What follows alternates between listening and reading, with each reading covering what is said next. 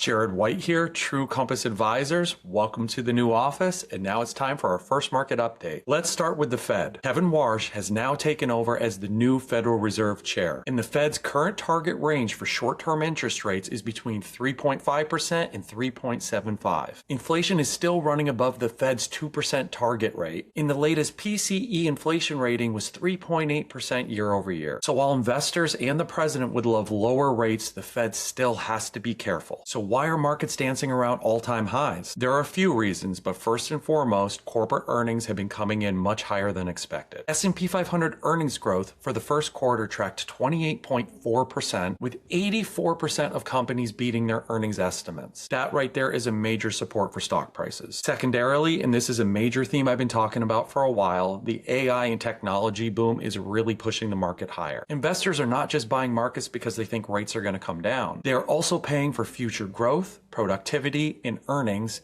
tied to AI infrastructure, software, and data centers. Third, the market is forward-looking. Stocks tend to price in what investors think is going to happen in the next 6 to 12 months, not what's happening right now. So if investors believe that inflation can eventually cool down, earnings can keep growing, and the Fed can avoid a policy mistake, that can support higher prices even if the news cycle feels uncomfortable. Now, that's not to say what's going on in Iran doesn't matter. The big market risk is still energy. The Strait of Hormuz is a critical global shipping route. About 1/5 of the world's oil and natural gas normally passes through this waterway. If tensions continue to push oil prices higher, that can feed inflation, pressure consumers, and make the Fed's job even harder. That said, markets have been reacting to potential signs of containment and policy progress. When oil prices fall, Treasury yields ease, and investors believe the conflict may not continue to broaden. That doesn't mean market risk is gone. Investors are simply trying to handicap whether the conflict becomes a greater economic shock or it remains contained. Bottom line is, all-time highs does not mean market risk is over. It generally means investors are believing right now the positives are outweighing the negatives. The key, as always, is to not make emotional decisions based on one headline. The right approach is to stay diversified and keep focused on your long-term goals and objectives.